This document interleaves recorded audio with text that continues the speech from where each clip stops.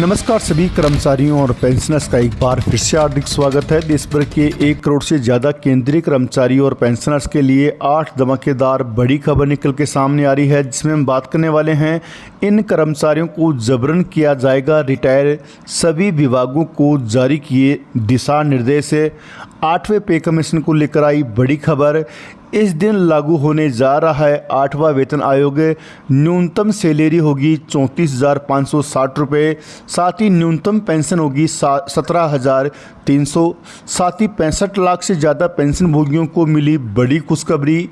Arrear और एफएमए को लेकर मिला बड़ा तोहफा। साथ ही बताएंगे केंद्रीय कर्मचारियों और पेंशन धारकों के लिए खुशखबरी।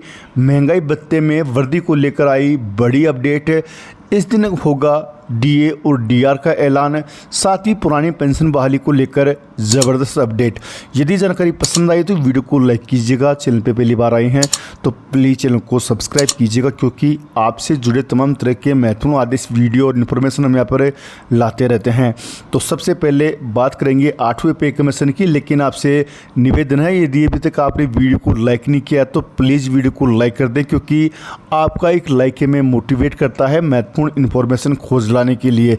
तो अभी से प्लीज़ वीडियो को दिल से एक लाइक कर दें। तो इस समय केंद्रीय कर्मचारियों को 8वें वेतन आयोग को लेकर काफ़ी लंबे समय से इंतज़ार है। इस समय फिट एंड फैक्टर लागू करने को लेकर सरकार एक नियम बनाने वाली है। तो चलिए जान लेते हैं किसके बारे में। तो अगर आप केंद्रीय कर्मचारी हैं या फिर पेंशन धारक हैं तो ये खबर आपके लिए काफ़ी ज़्यादा ज़रूरी होने वाली है। सरकार से पेंशन धारकों को और सैलरी पाने वालों के लिए 8वें वेतन आयोग को लागू करने की मांगे 1 साल से रखी जा रही है, लेकिन अभी तक 8 पे कमीशन लागू होगा या नहीं इसके बारे में कोई घोषणा तो नहीं है। लेकिन एक उम्मीद लगाई जा रही है कि 8वें पे कमीशन को 1 जनवरी 2026 से लागू कर दिया जाएगा। जानकारी के लिए बता दें कि सरकार के द्वारा 10 साल के बाद नए वेतन आयोग का गठन किया जाता है। जब आयोग में इसमें बदलाव करता है तो उसमें आधार पर ही कर्मचारियों की सैलरी और पेंशन को लेकर बदलाव किया जाता है।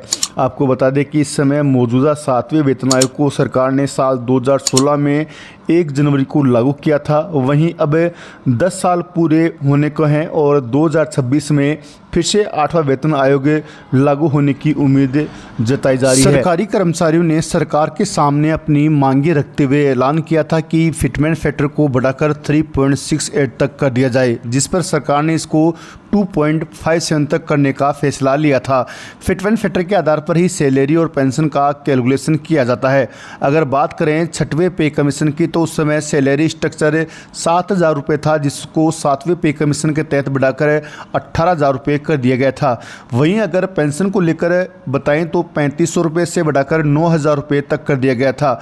फाइनेंस की जानकारी रखने वाले एक्सपर्ट ने जानकारी दी है कि 8वें पे कमीशन के लागू होने के बाद फिटमेंट फैक्टर को 1.92 तक किया जाएगा, जिससे न्यूनतम वेतन को बढ़ावा मिलने वाला है।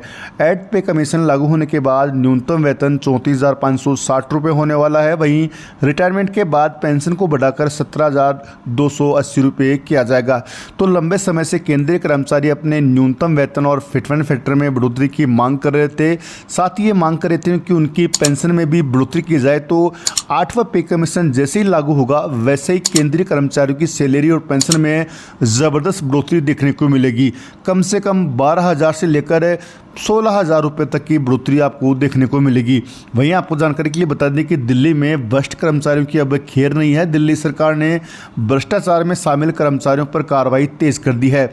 इस संबंध में सेवा विभाग ने सभी विभागों को निर्देश जारी कर भ्रष्टाचार में शामिल कर्मचारियों को जबरन सेवानिवृत्त करने के लिए जानकारी मांगी है। निर्देश में कहा गया है कि इसके बारे में विस्तृत दिशा निर्देश पहले से ही सेवा विभाग की वेबसाइट पर उपलब्ध हैं।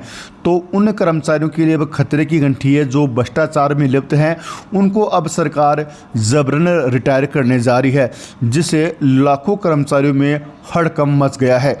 वहीं आपको जानकारी के लिए बता दें कि देश भर के 1 करोड़ से ज़्यादा केंद्रीय कर्मचारियों और पेंशनर्स के महंगाई भत्ते को लेकर भी बड़ी खबर निकल के सामने आ रही है। देश भर के 1 करोड़ से अधिक केंद्रीय कर्मचारियों और पेंशनर्स धारकों के महंगाई भत्ते को लेकर एक बड़ी खुशखबरी आई है। श्रम मंत्रालय द्वारा जारी किए गए all India consumer price index के जनवरी से जून 2024 तक के 6 माही आंकड़े सामने आए हैं। इन आंकड़ों के अनुसार जून 2024 में AICPI इंडेक्स 1.5 अंक बढ़कर 141.4 पर पहुंच गया है। इसका सीधा असर महंगाई भत्ता और महंगा राहत पर पड़ेगा, जिसमें 3% की वृद्धि की संभावना है। इस वृद्धि की औपचारिक घोषणा सितंबर 2024 के पहले सप्ताह में होने वाली कैबिनेट की बैठक में की जाएगी।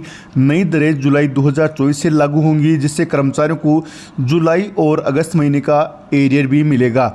AICPI इंडेक्स के 6 माही आंकड़ों के आधार पर हर साल 2 बार जनवरी और जुलाई में केंद्रीय कर्मचारियों और पेंशनर्स का DA और DR की दरों में संशोधन किया जाता है। जनवरी 2024 में 4% की वृद्धि के बाद DA 46% से बढ़कर 50% हो गया था। अब जनवरी से जून 2024 तक के AICPI इंडेक्स के आंकड़ों के अनुसार DA में 3% की और वृद्धि की जाएगी, जिससे यह दर 53% हो जाएगी। इस वृद्धि के साथ ही कर्मचारियों को जुलाई और अगस्त 2024 के लिए 2 महीनों का एरियर भी खाते में क्रेडिट किया जाएगा। वर्तमान में केंद्रीय कर्मचारियों का महंगाई भत्ता 50% है, जिसे अब 3% वृद्धि के साथ 53% किया जाएगा। इस वृद्धि का सीधा असर कर्मचारियों की सैलरी पर पड़ेगा।